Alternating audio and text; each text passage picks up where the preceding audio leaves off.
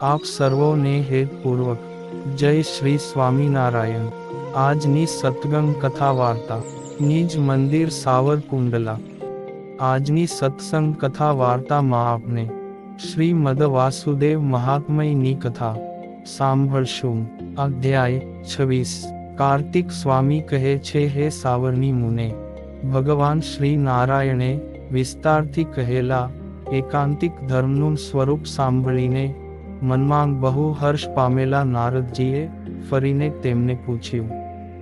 નારદજી પૂછે છે કે, હે સ્વામી, આપે એકાંતિક ધર્મ રૂઢી રીતે કહ્યો, તેને સાંભળીને મારા મનમાં મહા આનંદ થયો છે। હે ભગવાન, એકાંતિક ધર્મની સિદ્ધિ માટે આપે જે ક્રિયાયોગ કરવાનો કહ્યો, તેને હું સ્વરૂપથી જાણવા ઈચ્છું છું, તો તે આપે માન્ય કરેલો તે ક્રિયાયોગ મને કહેવાને યોગ્ય છો। ત્યારે શ્રી નારાયણ કહે છે કે, નારદ, વાસુદેવ ભગવાનની પૂજાનો જે વિધિ તેને જ ક્રિયાયોગ કહેવામાં આવે છે, તે તો વેદોમાં તથા પંચરાત્રાદિક શાસ્ત્રોમાં બહુ જ પ્રકારે વર્ણન કર્યો છે। એના પ્રકારો તો બહુ છે।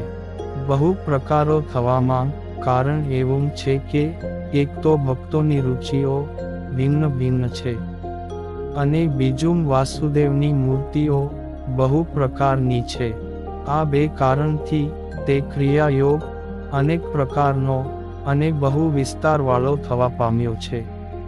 તે પૂજા વિધિ બધીએ કહેવા માંડીએ તો તેનો પાર આવે તેમ નથી, કેમ કે બહુ વિસ્તારવાળી છે। માટે ભગવાન માંગ ભક્તિની વૃદ્ધિ કરે એવો જે ક્રિયાયોગ તેને સંક્ષેપમાં તમને હું કહું છું। તેમાં પ્રથમ અધિકારીઓને કહે છે કે, જેઓ વૈષ્ણવી દીક્ષાને પામ્યા હોય એવા ચારેય વર્ણો તથા ચારેય આશ્રમો તથા ચારેય વર્ણની સ્ત્રીઓ, આ સર્વેને આ પૂજા વિધિમાં અધિકારી કહ્યા છે। આમાં કોઈને અધિકાર નથી એમ નહીં, પરંતુ સર્વને અધિકાર છે। આ એક વિશેષ છે, પરંતુ તેઓ વૈષ્ણવી દીક્ષા પામેલા હોવા જોઈએ।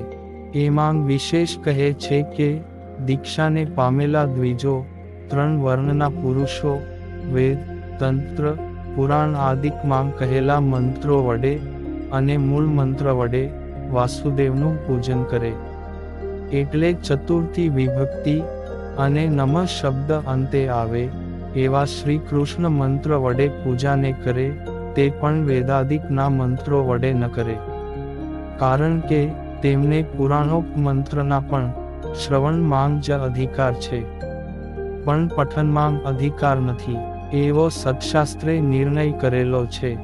તે મૂળ મંત્ર કયો તો શ્રી કૃષ્ણાય નમઃ।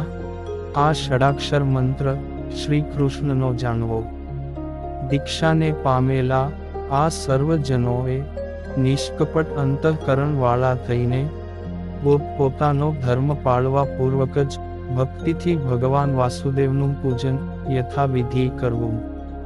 પૂજામાં કપટ રાખવું નહીં, તેમ સ્વધર્મનો ત્યાગ કરવો નહીં, તેમ ભક્તિ વિના શૂન્ય હૃદયથી તેમજ વિધિ વિના પૂજન કરવું નહીં। પૂજા વિધિમાં અધિકારી થવા માટે પ્રથમ તો સર્વજનોએ સદ્ગુરુ થકી વૈષ્ણવી દીક્ષા લેવી। તે સદ્ગુરુ તો સદાયુક્ત એકાંતિક ધર્મમાં સ્થિતિવાળા અને બ્રાહ્મણ જાતિના અને દયાનિધિ હોવા જોઈએ। આવા સદ્ગુરુ થકી વૈષ્ણવી દીક્ષા પામ્યા પછી પૂજા વિધિમાં અધિકારી થવાય છે। કેવાને દીક્ષાદાતા ગુરુ ન કરવો, તો તેનો વિવેક બતાવે છે કે જે પોતે જ્ઞાન ભક્તિએ યુક્ત હોય પણ જો સ્વધર્મે રહિત હોય અને જેનું ચિત્ત સ્ત્રીએ હરી લીધું હોય, તેવાને ક્યારેય પણ ગુરુ ન જ કરવો, એટલે કે તેવા થકી વૈષ્ણવી દીક્ષા લેવી નહીં। માટે જ તેવા ગુરુનો ત્યાગ કરવાનો ભારત માંગ કહ્યો છે। તેમાં કારણ કહે છે કે સ્ત્રી લંપટ ગુરુ થકી પામેલી દીક્ષા જ્ઞાન તથા ભક્તિને ક્યારેય પણ ઉત્પન્ન નથી જ કરતી। તો કહે છે કે જેમ નપુંસક નરનો સંગ કરનારી નારી પુત્રાદિક પ્રજાને નથી ઉત્પન્ન કરતી તેમ જાણવું. માટે ઉક્ત લક્ષણવાળા સદ્ગુરુ થકી દીક્ષા ન જ પામવી. અને પવિત્ર ગુરુ થકી દીક્ષાને પામેલા પુરુષે ગળામાં તુલસીની માળા કે કંઠી અને લલાટ આદિક અંગમાં ગોપી ચંદનથી કરેલું ઉર્ધ્વપુંડ્ર તિલક સદાય ધારવું. વિષ્ણુ પૂજામાં રુચિવાળા ભક્તે ગુરુ થકી શાસ્ત્રમાં કહેલા પૂજા વિધિને સારી રીતે જાણીને પછી શ્રી હરિનું પૂજન કરવું. પૂજા વિધિ જાણ્યા વિના કરવા જાય તો યથાસ્થિત ન થાય એ નિશ્ચય છે. માટે પ્રથમ ગુરુ થકી જ પૂજા વિધિ શીખવો. પૂજન પહેલાં જે કર્તવ્ય છે તેને કહે છે કે પૂજકજને રાત્રિના છેલ્લા એટલે કે ચોથા પહોરમાં અથવા બ્રાહ્મ મુહૂર્તે કે જે રાત્રિના છેલ્લા પહોરના છેલ્લા મુહૂર્ત રૂપ છે તેમાં ઉઠીને સર્વ કલેશને નાશ કરનારા કેશવ ભગવાનનું હૃદયમાં અર્ધો મુહૂર્ત એટલે એક ઘડી પર્યંત ધ્યાન કરવું. તે પછી ભગવાન શ્રી હરિના રામકૃષ્ણાદિક મંગળ નામો તથા તેમના ભક્તોના નામોને એક ઘડી પર્યંત ઉચ્ચારીને શૌચ વિધિ કરી પછી દંત શુદ્ધિ કરવી. પૂજક જન પ્રથમ અંગ શુદ્ધ થાય એવું સાધારણ સ્નાન કરીને પછીથી પવિત્ર મૃત્તિકા, દર્ભ, તલ આદિકને લઈને જળ દેવતાના મંત્રો બોલવા પૂર્વક સ્નાન કરે. તે પછી સ્નાનના અંગભૂત તીર્થ દેવાદિકનું તર્પણ કરે. સ્નાન વિધિ કર્યા પછી ધોયેલું એક વસ્ત્ર પહેરે અને એક ઓઢે. તે પછી પવિત્ર આસન ઉપર બેસીને ઉર્ધ્વપુંડ્ર તિલક કરે ને સંધ્યા, હોમ, જપાદિક નિત્ય કર્મને કરે. ત્યાર પછી વસ્ત્ર, ચંદન, પુષ્પ, ધૂપ, અક્ષત આદિક પૂજાપયોગી ઉપહારોને લાવીને એક સ્થળે તૈયાર રાખે. આ ઉપહારો કેવા જોઈએ તો કહે છે કે તે માંસ, મદિરા આદિક મલિન પદાર્થોના સ્પર્શે પણ રહિત અને અન્ય દેવોને કે પિતૃઓને પણ નહીં નિવેદન કરેલા, ઉચ્છિષ્ટ નહીં. અને વળી મનુષ્યોએ નહીં સૂંઘેલા અને કેશકીટ આદિક વર્જિત હોવા જોઈએ. આવા ઉચિત ઉત્તમ શુદ્ધ ઉપહારોને તૈયાર કરી રાખે. જળપાત્ર સિવાય તેને તો ડાબા ભાગમાં મૂકવું. બધા પૂજા પદાર્થોને જમણા ભાગમાં મૂકીને પાત્રાદિ પૂજાના ઉપકરણોને શુદ્ધ કરીને પછી ઘીનો કે તેલનો દીવો યથાશક્તિ કરે. ત્યાર પછી પૂજક જન દર્ભોથી બનાવેલા કે કામળીથી બનાવેલા કે વસ્ત્રાદિકથી બનાવેલા શુદ્ધ આસન ઉપર વાસુદેવની પ્રતિમા પાસે બેસે. કાષ્ટાસનનો નિષેધ કરેલો હોવાથી તેનો ઉપયોગ આસનમાં કરવો નહીં.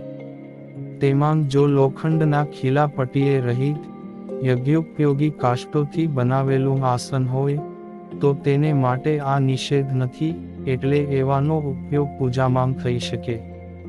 હવે પ્રતિમાના ભેદોને કહે છે કે હે મુને, શિલાથી બનાવેલી, સુવર્ણ, રૂપું આદિક ધાતુથી બનાવેલી, કાષ્ઠથી બનાવેલી, ચિત્રમયી અને મણિમયી પ્રતિમા જાણવી. ભાગવત માં તો 8 પ્રકારની કહી છે. આ પ્રતિમા શ્વેત વર્ણવાળી કે પીળા વર્ણવાળી કે શ્યામ વર્ણવાળી યોગ્ય જાણવી. આમાંથી હર કોઈ પ્રતિમાને પૂજામાં રાખે. શ્રી કૃષ્ણની પ્રતિમા તો દ્વિભુજ કે ચતુર્ભુજ કરવી. તેમાં દ્વિભુજ પ્રતિમાના બંને હસ્તમાં મુરલી ધરાવવી અથવા જમણા હસ્તમાં ચક્ર અને ડાબા હસ્તમાં અભય ધરાવો. હે મુનિ સત્તમ, જો ચતુર્ભુજ પ્રતિમા હોય તો તેમના હસ્તમાં જમણો જે નીચેનો કર તેના અનુક્રમથી ગદા, કમળ, શંખ અને ચક્રને ધરાવે. એટલે જમણા ભાગમાં વર્તતા નીચેના હાથમાં ગદા ધરાવવી, જમણા ભાગમાં વર્તતા ઉપલા હાથમાં કમળ ધરાવવું, ડાબા ભાગમાં વર્તતા ઉપલા હાથમાં શંખ ધરાવવો અને ડાબા ભાગમાં વર્તતા નીચેના હાથમાં ચક્ર ધરાવવું. દ્વિભુજ અને ચતુર્ભુજ બંને પ્રકારની શ્રી હરિની મૂર્તિના ડાબા ભાગમાં લક્ષ્મીજીની સ્થાપના કરવી અને મુરલીધારી શ્રી હરિના વામ ભાગમાં તો રાસેશ્વરી રાધાની સ્થાપના કરવી. દ્વિભુજ કે ચતુર્ભુજ બંને પ્રકારની મૂર્તિ અખંડિત શુભ લક્ષણવાળી અને સર્વ અવયવોએ સંપન્ન હોવી જોઈએ. તો જ પૂજકજનને ઈચ્છિત ફળ આપનારી થાય.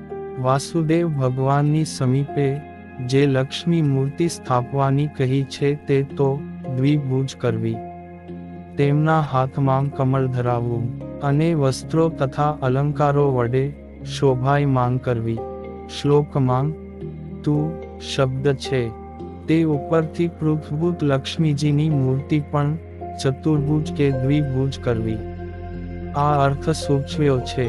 મુરલીધર વાસુદેવની સમીપે જે રાધાની મૂર્તિ તે પણ લક્ષ્મીજીની મૂર્તિની પેઠે દ્વિભુજ અને મંદ મંદ હસતી હોય એવી સુંદર કરવી.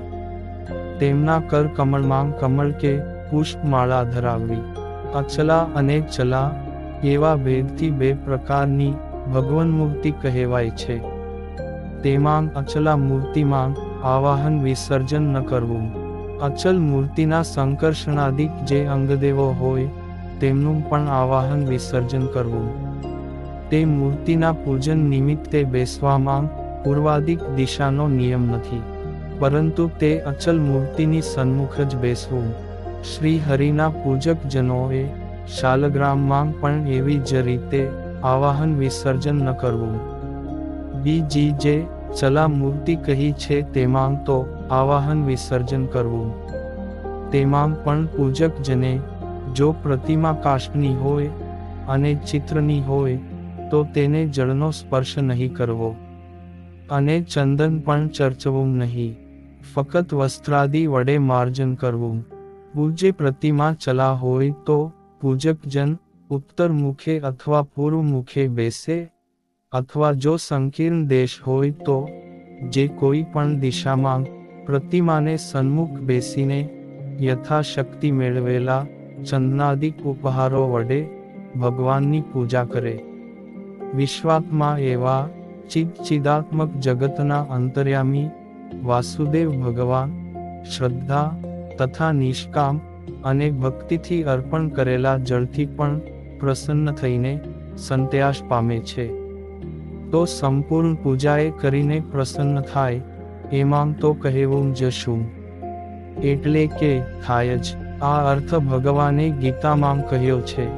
માટે પૂજકજનોએ ભગવાનની પૂજા શ્રદ્ધા અને નિષ્કપટ ભક્તિથી કરવી.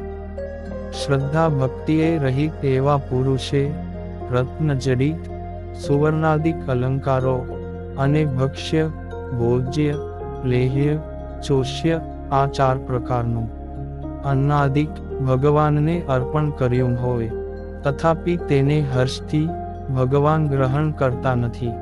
માટે હે મુને, પૂજક પુરુષે પોતાના મોક્ષ માટે જ સર્વજનોના મનોવાંછિત વસ્તુઓને સત્વર આપવાના સ્વભાવવાળા ભગવાન શ્રી કૃષ્ણનું પૂજન નિત્ય શ્રદ્ધા ભક્તિથી કરવું. આમ પ્રતિમાની પૂજન વિધિ કહી સંભળાવી. ઇતિ શ્રી સ્કંદ પુરાણે વિષ્ણુ ખંડે શ્રી વાસુદેવ મહાત્મ્યે ક્રિયાયોગેધિકારાદિક નિરૂપણ નામે ષડ્વિંશો અધ્યાય સંપૂર્ણ. અને હવે પછીની કથા વાર્તા આપને આગળના ભાગમાં સાંભળશું. અત્યારે આપ સર્વોને ભાવથી જય શ્રી સ્વામિનારાયણ.